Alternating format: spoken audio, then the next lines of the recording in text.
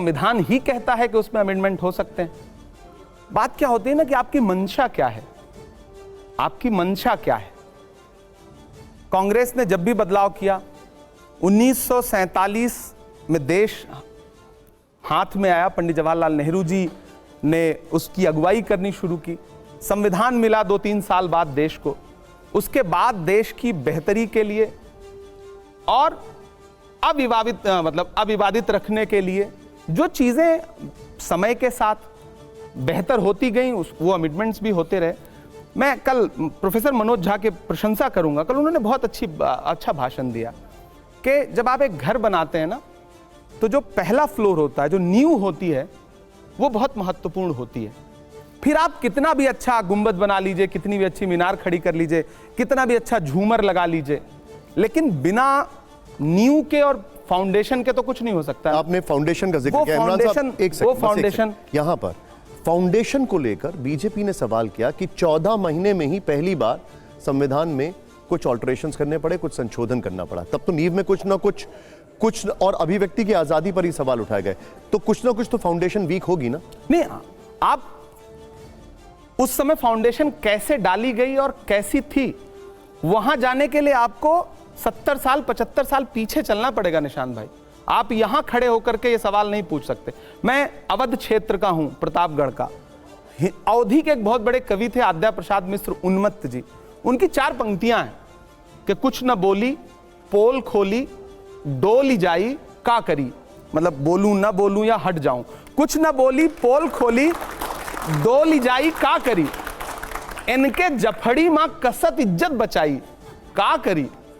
और पूत मतलब बेटा, पूत जो पूछे बमक के बाप से तू का कहा, मतलब तुमने क्या किया, तो वो बेचारा हाथ मल के रह न जाई का करी। बाप जो है वो हाथ मल के रह नहीं जाएगा तो क्या करेगा, कि कैसे बनाया, मतलब ये कर दिया था। हम अपने कभी कभी, जैसे मेरे पिताजी से मेरे अगर मतभेद हो, तो मैं अगर उनसे कहूं कि जो है, मतलब मैं जैसे पिताजी ने जो घर बनाया था, मैं नया घर बनाने जा रहा हूं, मेरे पास अभी कोई उस तरह का घर नहीं। पिताजी का जो घर है, मैं जाता हूं तो बहुत सारे अनकंफर्टेबल होता हूं, बहुत सारी चीजें, अच्छा वॉशरूम नहीं है, अच्छे से खिड़कियां नहीं लगी, अच्छा दरवाजा नहीं लगा है, तो मैं क्या करूं, पिताजी से कहूं कि आपने जिंदगी में क्या किया। कम से कम वो एक घर तो बना के उन्होंने दिया, एक छत तो दी मुझे ना। पंडित जवाहरलाल नेहरू जी ने, मौलाना आजाद ने, बाबा साहब ने, सबने एक छत, देश को एक फाउंडेशन दिया। आज आप कह रहे हैं कि ये गलती थी, वो गलती थी, दरअसल आप अपने पुरखों को गाली दे रहे हैं और ये परंपरा गलत है। बीजेपी यही सवाल कह रही है बार बार कि 14 महीने में ही छत बदलनी पड़ गई, 14 महीने में ही पहली बार में चेंजेस आने शुरू हो गए। नहीं, अमेंडमेंट का मतलब ये नहीं कि पूरा छत बदल दिया।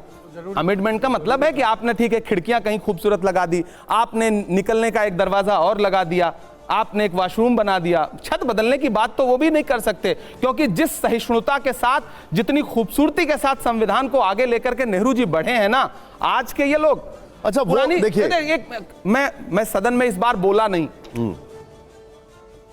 2014 याद है आपको, जब प्रधानमंत्री जी पहली बार प्रधानमंत्री बनकर के देश की संसद में आए थे, तो सर आप लोगों को याद होगा, उन्होंने संसद की सीढ़ियों पे माथा टेका था।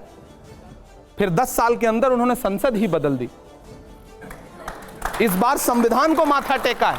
अगर संविधान को खतरा नहीं है तो मुझे खुल के बताए भाजपा ना, लल्लू सिंह पर, ज्योति मिर्धा पर, अनंत हेगड़े पर, अरुण गोविल पर क्या कार्रवाई किया।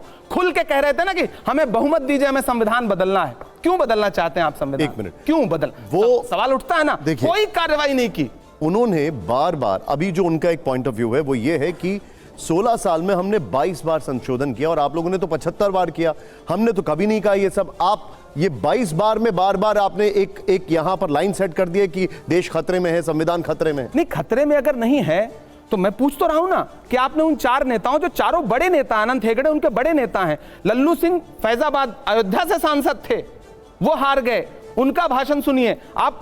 अरुण गोविल, जिनको मुंबई से ला करके मेरठ से चुनाव लड़ाया गया, उन्होंने कहा, क्यों कहा था, क्या कभी नरेंद्र मोदी जी ने, जेपी नड्डा जी ने, अमित शाह जी ने उन अपने नेताओं को बुला के कहा कि आपने क्यों कहा यह बात कि हमें संविधान बदल? हम क्यों ना कहें कि खतरे में है? खतरे में नहीं है। अगर खतरे में नहीं है तो मुझे बताइए ना कि लोग मारे जा रहे हैं। मध्य प्रदेश में एक जिला है सीधी, वहां पे प्रवेश शुक्ला नाम का एक व्यक्ति एक आदिवासी के मुंह पे खुलेआम पेशाब करता है, उसके विजुअल देश के सामने जाते हैं। खतरे में नहीं है तो और क्या है?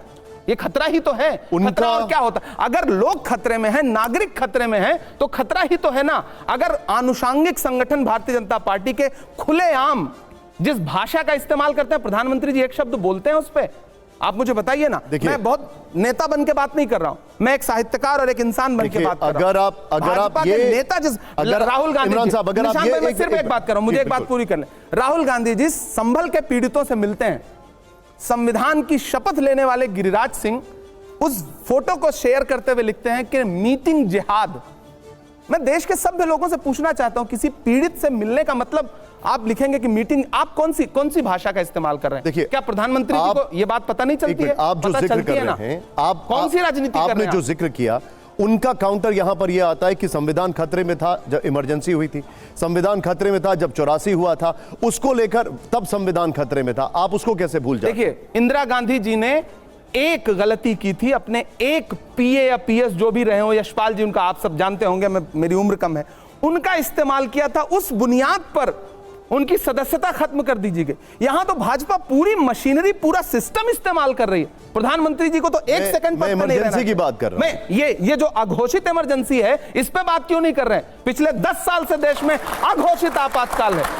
और इंदिरा जी का साहस देखिए, कांग्रेस पार्टी का साहस देखिए, माफी मांगी ना, ये कहा कि हाँ ठीक है गलती हुई थी। राहुल गांधी जी ने कहा, बीजेपी कहती है, भाजपा कभी कहती है कि हमने जो अघोषित आपातकाल लगाया है, जो इस पे माफी मांग रहे हैं। मौलिक अधिकार छीन ले, उसके पास कोई नैतिक अधिकार ही नहीं है कहने का कि संविधान खतरे में। जिसने इस देश के नागरिकों को मौलिक अधिकार देने की वकालत की लड़ाई लड़ी और दिया, तब तो नेहरू जी के सामने मतलब भारतीय जनता पार्टी का कोई वजूद था नहीं था ना। फिर भी नेहरू जी ने क्या क्या बड़ा दिल रहा होगा नेहरू जी का, कभी सोचिए ना आप। और मैं तो अक्सर कहता हूं कि पुरानी संसद बदली क्यों उन्होंने, कभी सोचा आपने? जब वो सेंट्रल हॉल जाने के लिए अंदर जाते हैं, रशीद साहब, विनोद जी, आपने देखा होगा, तो नेहरू जी की एक आदम कद मूर्ति लगी है।